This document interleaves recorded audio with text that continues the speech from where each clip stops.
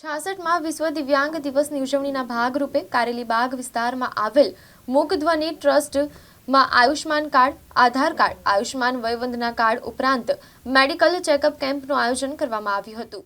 આ આયોજન વડોદરાના યુવા સાંસદ ડોક્ટર હિમાંગ જોશીના જનસંપર્ક કાર્યાલયના માધ્યમથી કરવામાં આવ્યું હતું। 500 ઉપરાંત લાભાર્થીઓએ આ કેમ્પનો લાભ લીધો હતો। દિવ્યાંગજનો, અંધજનો ઉપરાંત મૂક બધિરોની સાથે તેમના પરિવારજનોએ પણ આ કેમ્પનો લાભ લીધો હતો। કેમ્પના લાભાર્થીઓને મળવા અને કેમ્પમાં સેવા આપતા સ્વયંસેવકોનો ઉત્સાહ વધારવા સાંસદ ડોક્ટર હિમાંગ જોશી, સંસ્થાના ટ્રસ્ટી પ્રમુખ રિકેશ દેસાઈ, નગર પ્રાથમિક શિક્ષણ સમિતિના સભ્ય આદિત્ય પટેલ સહિતના મહાનુભાવો સાથે કેમ્પમાં ઉપસ્થિત રહ્યા હતા અને સુંદર આયોજન બદલ સહભાગી થયેલા સૌ લોકોને શુભેચ્છાઓ આપી હતી।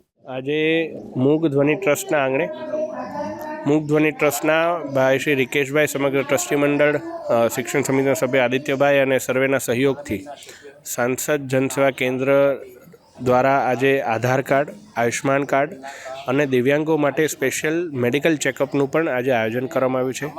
આ સેવાનો ત્રિવેણી સંગમ કે જે આપણે વિશ્વ દિવ્યાંગ દિવસ છે એમની ઉજવણી નિમિત્તે આ સેવાનો સંગમ કરવામાં આવ્યો છે અને સવારથી જ મોટી સંખ્યામાં સર્વે લાભાર્થીઓ અહીં આવી અને સેવાનો લાભ લઈ રહ્યા છે।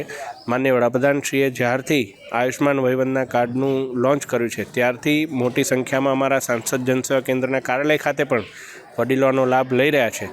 આપણા પ્રતિષ્ઠિત મીડિયાના માધ્યમથી સમગ્ર વડીલોને હું અપીલ કરું છું કે હજુ પણ આપને આ સેવાનો લાભ લેવાનો બાકી હોય તો અમારા કાર્યાલયનો સંપર્ક કરો। જો આપની સંખ્યા વધારે હશે તો અમે સૌ આપના આંગણે આવી અને આ સેવા આપને પૂરી પાડીશું।